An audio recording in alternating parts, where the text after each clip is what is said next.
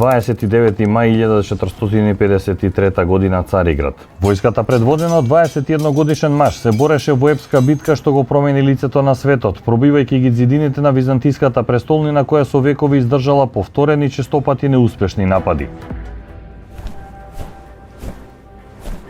Султанот Мехмед II, подоцна познат како Фатих освојувачот, предводел 80.000 отомански војници и ангажирал повеќе од 100 бродови за опсада на Цариград. Отоманската војска користела огромни топови, најголемиот меѓу нив испукувал проектили со тежина до 800 килограми, отворајќи го патот за неговите сили да ги пробијат непробојните ѕидови.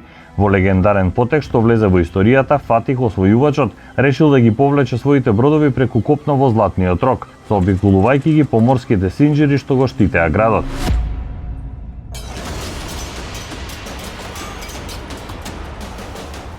لتفتحن القسطنطينية فلنعم الأمير أميرها ولنعم الجيش ذلك الجيش.